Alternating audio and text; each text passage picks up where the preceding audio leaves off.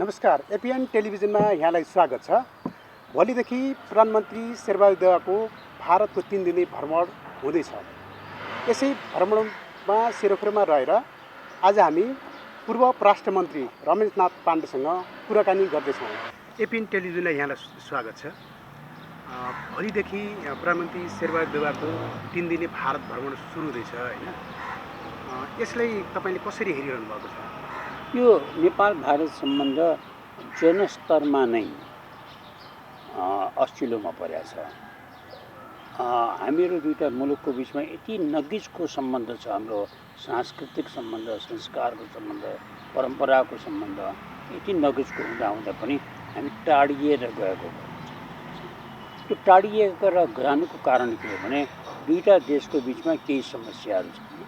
केही समस्याहरू हामीलाई इतिहासले छोडेर गएको छ, समाधान नगरिकन थन्किएर बसेका छ। केही समस्याहरू हाम्रा डे टु डे सम्बन्धहरूको कारण स्वाभाविक रूपमा बनेका छन्। त्यो समस्यालाई समाधान गर्न सकिएको छैन। र यसमा सीमा समस्याको अलि बढी सेन्टिमेन्टल कुरा भएको छ। सिमाना भन्ने बित्तिकै जनताको स्तरमा त्यो भावनात्मक उत्तेजना फैलाउने कुरा हुन्छ। त्यो उत्तेजना फैलाउने सीमा समस्या दुईटा देशको बिचमा छ।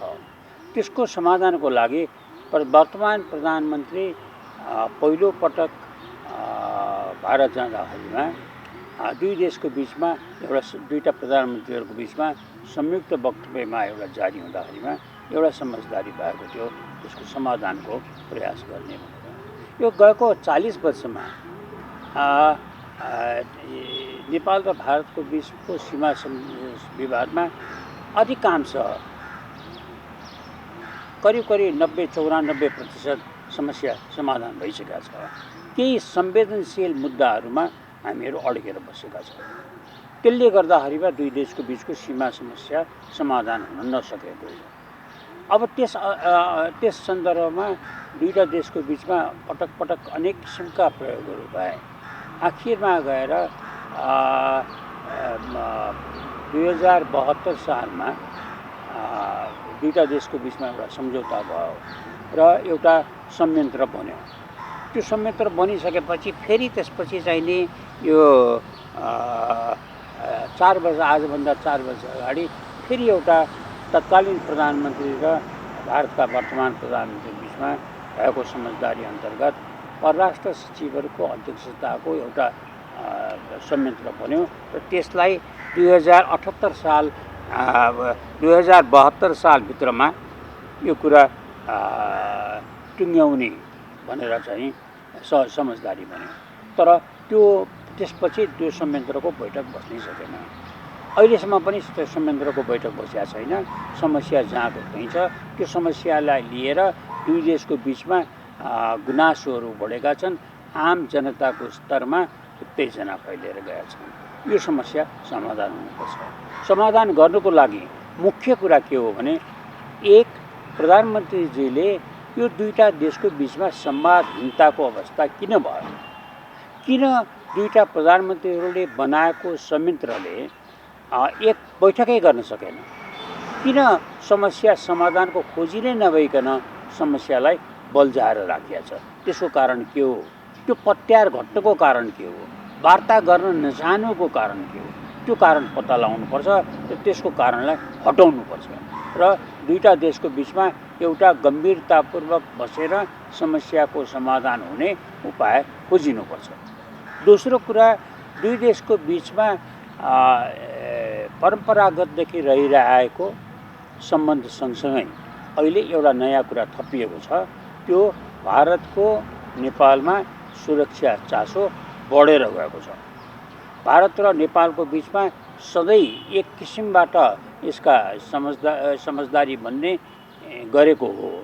अहिले आएर त्यो जुन सुरक्षा चासो भारतको बढेर गएको छ, त्यो सुरक्षा चासो बढेर जाँदाखेरिमा नेपाल अस्चिलोमा परेको छ। किनभने सुरक्षा चासो अर्को छिमेकीको पनि नेपालमा बढेर गएको छ।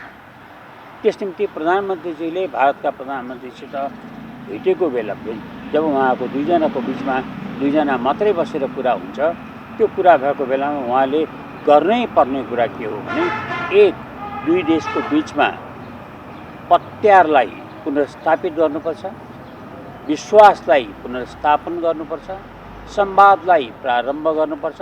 त्यो गर्नको निम्तिमा भारतका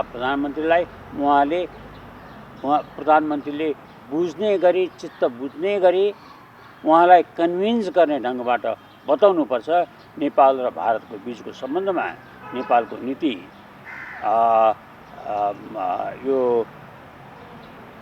समदूरीको नीति थियो।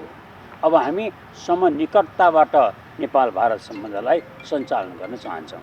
त्यो समनिकटताको आधारमा दुई देशको बिचको सम्बन्ध हामीले विकास गर्नुको हाम्रो चाहनाको पछाडि दुई देशको बिचको सम्बन्ध सुदृढ होस्, यो वर्तमान समस्याहरू समाधान गरेर भविष्यमुखी बन्न सकोस् र दुई देशको बिचको अत्यन्त सुमधुर सम्बन्ध राखेर ठुलो शक्तिशाली छिमेकी र सानो भूस्थापन संवेदनशील भएको छिमेकीको बिचको सम्बन्ध एउटा आदर्शको कसरी बन्न सक्छ भन्ने कुरोमा हामी नमुना पेश गरौँ भन्ने कोसिस गर्नुपर्छ। नेपालमा प्रधानमन्त्री हुने बित्तिकै चाहिँ भारत भ्रमण गर्ने चाहिँ प्रचलन छ, तर चाहिँ शेरबहादुर देउवा चाहिँ 5औं पटक प्रधानमन्त्री हुँदा भइसकेपछि 9 महिना पुग्नु पर्यो भारतमा। यसलाई कसरी हेर्न सकिन्छ? होइन, नेपालको परिपक्वता खिँदै गएको छ। नेपाल दक्षिण एसियाको सबभन्दा लामो अन्तर्राष्ट्रिय सम्बन्धको इतिहास भएको मुलुक हो। नेपालले अन्तर्राष्ट्रिय सम्बन्धको इतिहास प्रारम्भ गर्दा भारत स्वतन्त्र थिएन, दक्षिण एसियामा अरू कुनै स्वतन्त्र राष्ट्र थिएन। त्यति लामो इतिहास भएको मुलुकको परिपक्वता खिँदै जानु दुर्भाग्यको कुरा हो। मैले यो गम्भीर कुरा यस निम्ति भनिरहेको छु कि जब पनि नेपालका प्रधानमन्त्री भारत अथवा चीन जान थाल्नुहुन्छ, नेपाली जनतामा पहिलो कुरा आउँछ निम्ता कहिले आउला भन्ने कुरा।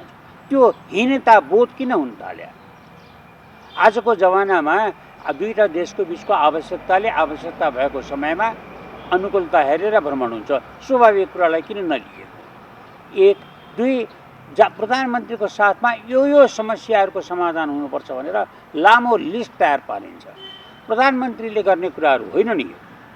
सहसचिवले कैयौँ कुरा त उपसचिवको स्तरमा टुङ्गिने कुरा हो, कैयौँ कुरा सहसचिवले, कैयौँ कुरा परराष्ट्र मन्त्रीले टुङ्ग्याउने कुरा हो। प्रधानमन्त्रीको स्तरमा त कसैले समाधान गर्न नसकेको साह्रै गम्भीर समस्या भए त्यसको समाधान खोज्ने अथवा दुई देशको बिचमा विश्वासको सम्बन्ध बढाउने, समझदारी बढाउने र त्यो दुई देशको सम्बन्धलाई भविष्यको दिशानिर्देश गर्ने, स्वभाव निर्धारण गर्ने कुरा हो।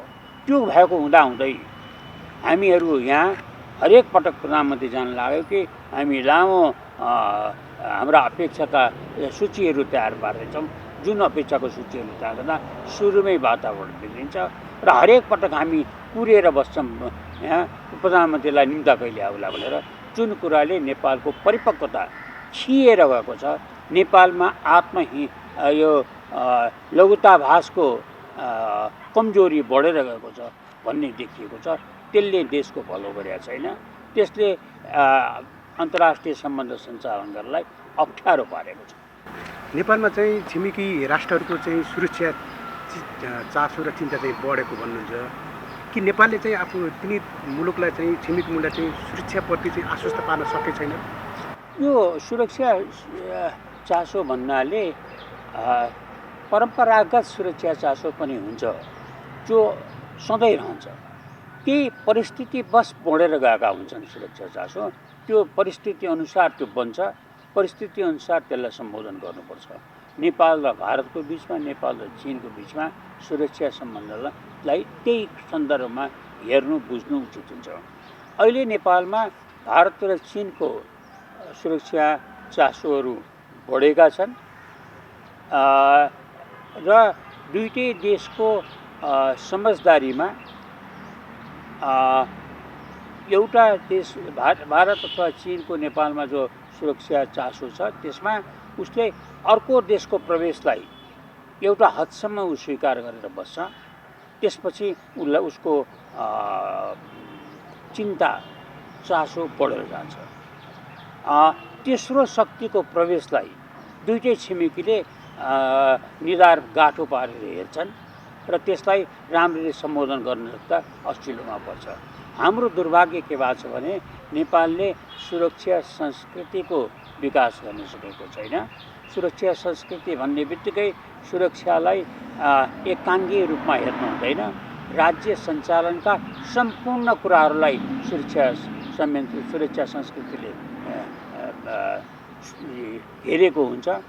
कूटनीति भन्नुहोस्, परराष्ट्र भन्नुहोस्, अर्थनीति भन्नुहोस्, राज्यको आन्तरिक राजनीति भन्नुहोस्, गृहनीति भन्नुहोस्, हर चिजलाई त्यसले सुरक्षा संस्कृतिलाई छुन्छ। तर हामी कहाँ त्यो सुरक्षा संस्कृति पनि बनेको छैन। त्यस कुरालाई राज्यका अरू संयन्त्रसँगको समन्वयात्मक सम्बन्धको विकास पनि भएको छैन।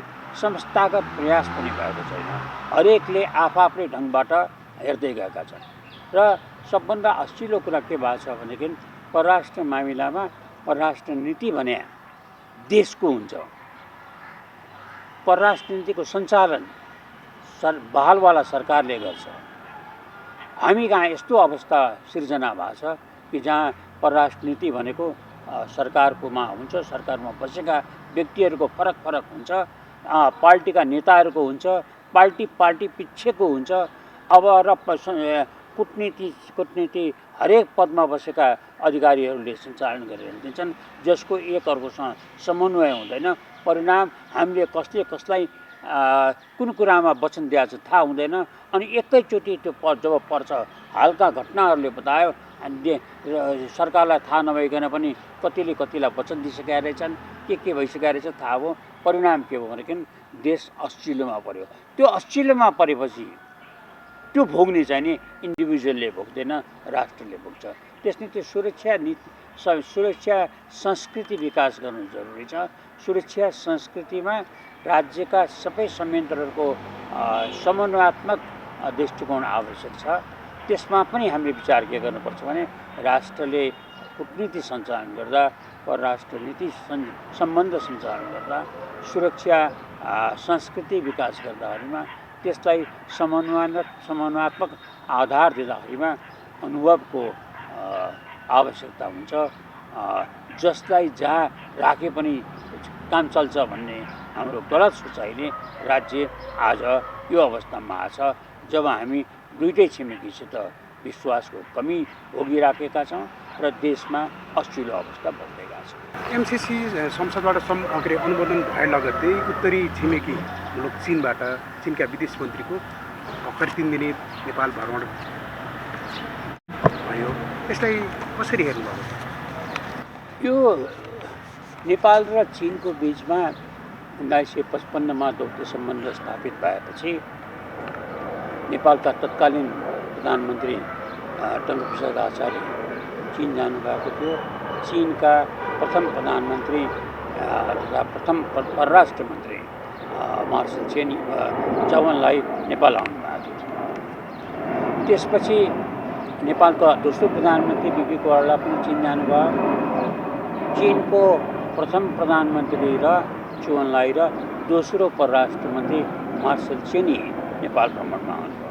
त्यसपछि निरन्तर रूपमा चीनका प्रधानमन्त्री, चीनका परराष्ट्र मन्त्री, चीनका राष्ट्रपति, नेपालको प्रधानमन्त्री, नेपालको राष्ट्रपतिको भ्रमणहरू हुँदै आएको छ। त्यो स्वाभाविक प्रक्रियाबाट अगाडि बढिरहेको छ। अहिले चीनका विदेश मन्त्रीको नेपाल भ्रमणको बारेमा अलि अस्चिलो अनुभूति हुने कुरा के भएको छ भने चीनका परराष्ट्र मन्त्रीको नेपाल भ्रमणलाई चीनको आन्तरिक सञ्चार माध्यमले, मैले वैदेशिक अन्तर्राष्ट्रिय भनिनँ, आन्तरिक सञ्चार माध्यमले त्यसलाई अलि शङ्कास्पद ढङ्गबाट त्यसलाई प्रचार गरेका छन्। त्यस्तो किन हुन आयो? अन्तर्राष्ट्रिय समुदायको लागि चिनिया सञ्चार माध्यमले यो भ्रमणलाई डाउनग्रेड गरेका छन्। किन त्यस्तो हुन आयो? चीनका परराष्ट्र मन्त्रीको नेपाल भ्रमण 3 दिनको भनिए तापनि यथार्थमा कामको दृष्टिबाट हेर्ने भने केही घन्टाको भयो। त्यो एबाउट 2-2.5 घन्टाको भएको छ।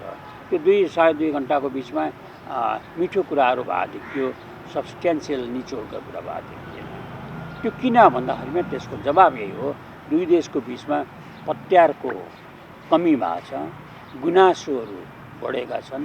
त्यो गुनासोलाई सम्बोधन गर्ने, पत्यारलाई बढाउने प्रयास सफल भएको छ। त्यही रोग नेपाल भारत सम्बन्धमा पनि छ।